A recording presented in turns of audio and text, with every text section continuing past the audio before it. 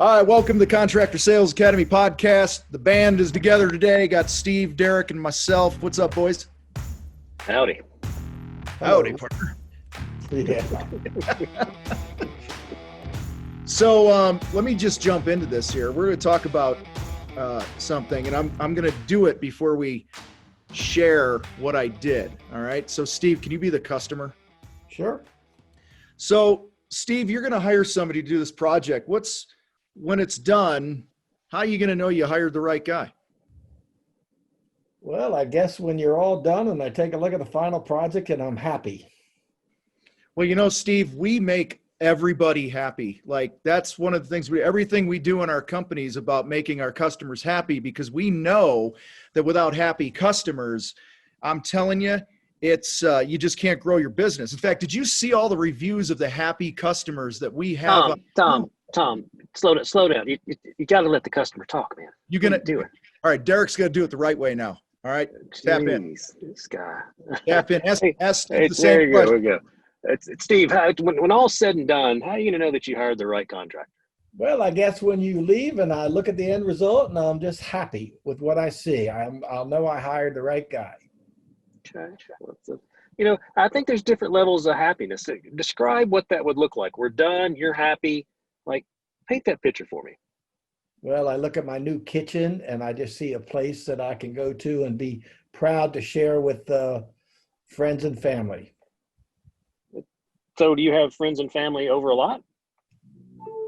Yeah, a lot. We talked about this before you did the whole thing. Every weekend we have the go-to house. What's that look like? Well, every single weekend, every Saturday, they come over. If it's nice weather, we cook outside, but the kitchen is the base for everything. But in the wintertime, the party is in the kitchen. So I have parties at my house. I don't know that they're the same as yours, but how is that space used for the party? Like walk me through it. Well, 50% of the party is in the kitchen. We have the open family room, which is attached to it, and the other half of the people are hanging out there. So I'm going to tap in here. Guys, Steve, what did I do and what did Derek do? That's the point of the whole show today. Yeah, well, Tom, you basically do what is known as throwing up all over the customer. In other words, you are injecting a whole lot of, let me tell you how great I am, which is just pouncing all over me and just it's all about you and none about me. And what Derek is doing is what we refer to as peeling back the onion, and just one layer at a time, he's throwing out a question or a suggestion and letting me explore all about me, and he's not making it about him at all. So I get to kind of discover what it means to really be truly happy with this whole process. Yeah, because what happens when we pounce is we're basically making a bunch of assumptions about their motives and reasons we think they're buying instead of the real reasons they're buying. That's how I see it. Well, Tom, let me ask you a question. Okay. I mean, if I'm the contractor, I know way more about their project than they actually know about their own project. Yeah. So why is it not okay if I just tell them how it's going to be? Tell them how they're going to feel. Tell them about the end result. Yeah, because ultimately people buy for their reasons, not our reasons. And you might have all the wisdom in the world, which you do. You're the expert. You're the one who's been building these things for God knows how long, or fixing these things, but none of that matters if you don't connect with their motive. And this is a technique that we talk about a lot to really, like we said, peel it back, get to the real heart. Because, and honestly, maybe one of you guys will elaborate on this. A lot of times early in the sales conversation, we've made an assumption about something we're hearing, but as you're peeling it back more and more and more, you'll realize that it's a totally different motive than what you thought in the beginning. Let me share a perspective that I think, and I'm gonna go out on a limb here, and I'm gonna say our listeners here is probably the majority is male. I know we have a lot of females that listen to, but I'm gonna say the majority. Would you agree? Yeah. I'm not agreeing to that. For the record, I'm not agreeing with that. Yeah, it's nothing wrong with it. I'm just going to share a perspective that I see that is parallel to the sales process and what men typically have a problem with. And I feel like the women that are listening here would probably agree with me. So I've been married a long time, and still I know what I should do and shouldn't do. Yet this morning, my wife was describing to me how it's important that our son, now baby Hayes, are known affectionately as baby Hayes, should not eat Lucky Charms on the couch. I don't need any more information than that. Like, good, got it. But instead, she has to go down this whole dissertation of why it's important. And I sat in patience, and I sat in impatience. And I peeled the onion back all the way back to when she was raised. It was absolutely a non-negotiable for anybody to eat on the couch, period. It goes all the way back to her grandparents. Like, it's this big deal. My family, you could eat on the couch, didn't matter. Like, it truly wasn't an issue. But I was sitting in impatience. And I thought about how I had pissed my wife off so many times going, could you just get to the point? Like, I get it. So no Lucky Charms on the couch. I don't understand. And I would just cut her off. She would feel unimportant, unheard, basically not validated. And then what happens next? Well, I'm screwed for the next, not screwed for the next 2 weeks. So that is such a hard trait that we all have to learn, to not pounce on people, because it's just something that we do because we're smarter and faster, and we already know what they need as contractors. So we just want to shut them down. And that is the worst thing that you can do. We smell blood. It's like, I just don't want to have a mess to clean up, and we automatically pounce on it, right? It's like blood in the water. Oh, we cover and protect things, and we Swiffer the floors when we're done. We're really clean and neat. Blah, blah, blah, blah, blah. Yeah. But we never get to the heart or the real motive of why they brought up they didn't want to mess, because it's not deeper. It is, and all that she wants when she's doing that, and really anyone, any human, they really just want to be heard. That's all. That's it. They just want to be heard, and it's so freaking hard to do that. That's why you have to practice. And trust me, I mean, she tripped me up several times. Like, she would set some bait out there, man. It was just like, I just wanted to be all over it. I just had to go, no, just shut up, dude. Just shut up. This 5-minute dissertation is better than the 45-minute problem that I'm going to cause. Or a 45-day problem. It's possible. Very possible, but it's still hard. And I've done a billion of these. You guys have done so many as well. When we go through the role plays and go through the practice and our training, and even today, it's still so hard. Hell, I got some pictures and of 2 people. One ghosted me. Very surprised by that one. Finally got the call back from the other guy, and it was a project that we do not do. And I really just wanted to go, hey, this is Derek with JVI Secret Gardens. How are you? Okay, pleasantries, good. Just so you know, we're not going to do your job. Like, that's what I wanted to start out with, but I can't. And it was just like, well, tell me what you'd like me to know about this. And it was about a 15-minute call for him basically to tell me everything about this, for me to just go, thank you for sharing. Unfortunately, we don't service that type of water feature. If I had a referral, I'd give it to you, but honestly, I don't have one I trust. And that was in the conversation. When I wanted to go, dude, that is the stupidest looking thing I've ever seen. Like, what the hell is that? Why did you buy it? And I can't. So it's hard though. Why do you think we want to pounce? Ego. Time out. For those listening, Steve just peeled. Mm-hmm. Steve, it would have been very easy.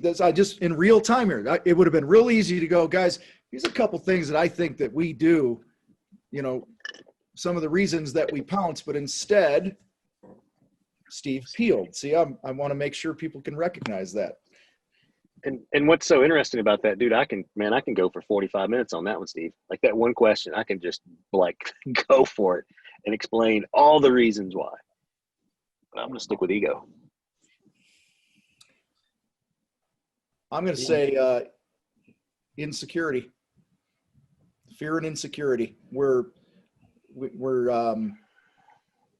We feel like we have to, I'm just speaking in sales here. You feel like you have to convince somebody to buy. You feel like you have to say the right things and, always have the perfect answer for objection. So I think there's some insecurity there. And then when we don't know where to go in the sales process, we're afraid we're going to lose it. So we start barfing at the mouth. And I think it's a combination of that. And ego, Derek. You said ego, right? Yeah. We like to feel important, like we know our shit, what we're talking about in our industry. So what do you think, Steve? Let me paint a scenario that might help with all those listening. So when you go to see the doctor about whatever ails you, and you get in the room, it's you and the doctor, who do you think has the bigger ego in that room? The doctor. Me and a doctor, it might be me. Yeah. Usually, okay, it's the doctor. The doctor for most people is a very intimidating experience because they really look at the doctor like, you know, God, or that doctor knows he's been through literally 36 years of training. But yet, what does a doctor do when you get in there? He simply has to ask you questions. Where does it hurt? Does it hurt when I do this? What happens when you do this? What about that? He really just goes down how many questions he's got, because he needs to find out what really hurts you so he can fix it. And if you can somehow trick your brain and your ego and your insecurity into thinking you're the doctor when you make these calls and go, okay, I know I'm the smartest guy in the room here because I'm the expert in this particular field, but let me play doctor. Let me just ask the questions and find out what really hurts these people. What do they really want? And if you do that, you will heal them every single time. Yeah, because what could the doctor say? In a lot of cases, he could just go, Derek, you got to drop 20 pounds, you need to quit drinking, put away this tobacco and blah, blah, blah. Like he could just get to the point because he's seen it a million times, right? Yeah, doc, I don't understand why this is blah. Well, dude, you got diabetes or whatever, you know, like he could, in a lot of cases, probably do that. But again, it's coming back to making no assumptions, right? And that, to me, that's what Peel is rooted in, is I'm not going to make any assumptions until I understand the best I can the full context of the situation, which is really hard to do because of our ego, fear, insecurity. We're rushed for time. You know, we've heard this 1,000 times before, you know, whatever. It's hard to do. It's simple, but hard. You need to show up with a blank slate, literally. Forget about you and your life and everything that's in your brain. Show up with a blank slate. Ask the questions, be patient. And trust me, you'll double your sales just with that alone. Steve, I don't know if it was you or somebody else. It was years ago when we first started the CSA, and we did this whole thing on try to ask really stupid questions, what we think are stupid. And somebody, again, I don't remember who it was, but they had a gargantuan sale because they kept asking what others would perceive as stupid questions. So an example, I think one of the questions was like, people are like, yeah, we have to get it done in time for our daughter's graduation party or whatever it was. And the stupid question, you know, actually, Derek, what's a stupid question for that? Man, that's, do you think your daughter's even going to graduate?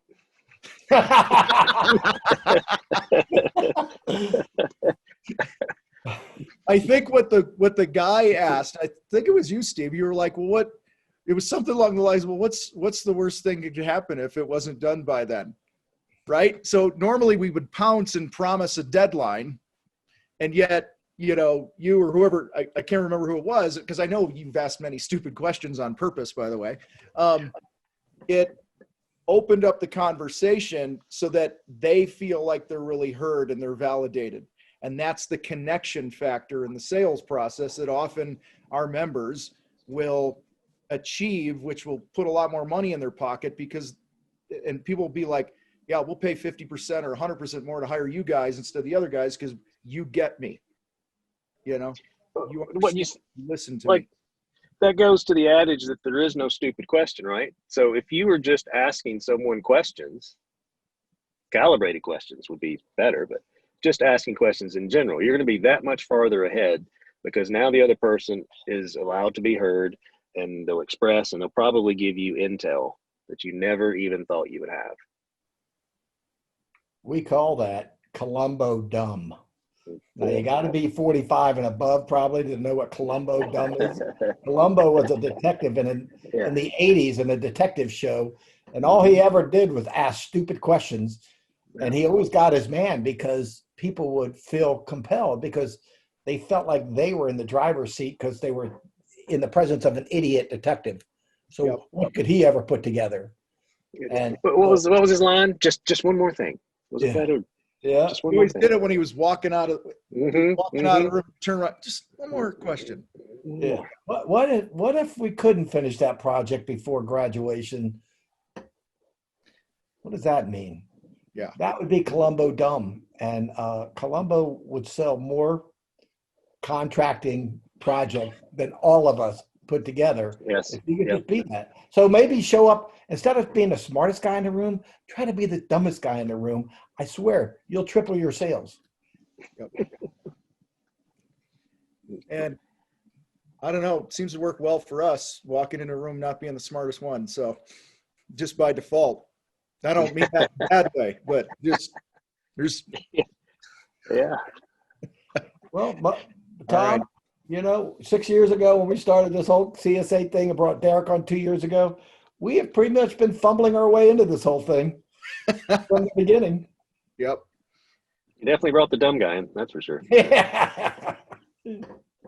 Well, and I know this is kind of off the sales topic, but this is even a leadership thing for, so many contractors burn through good people because we don't lead them well. Even if you took this approach, peel, don't pounce with your people.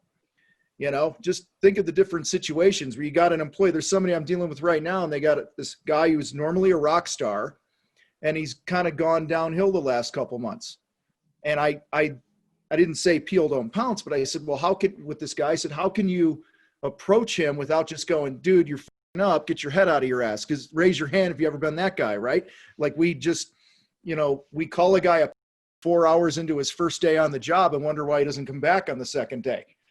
Okay. Instead of flipping it and going, hey, Derek, you don't seem yourself lately, man. What's going on? I got this itch.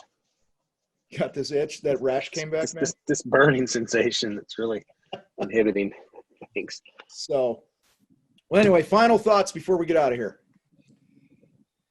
Well, mine would be, I'll give you the single greatest question any employer could ever ask any employee.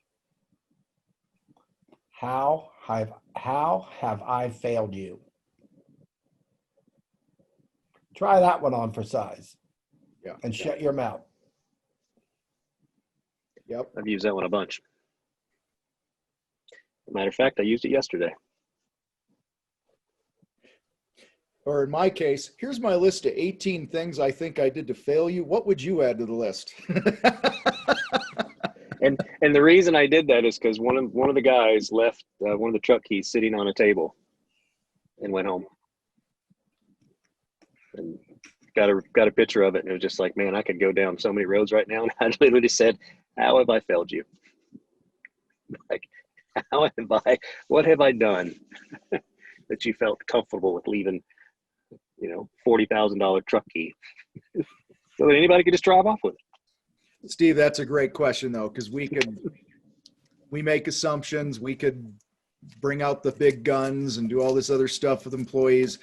Not that we'll get into this now, we got to go, but Steve, you mentioned, people look at your partners now and the team you've built and they're like, oh, you're so lucky, but you've been very quick to tell people that over your career, 30, 40 years, you've burned through 100 guys like that simply because, of some of the communication things that we're talking about here in the CSA.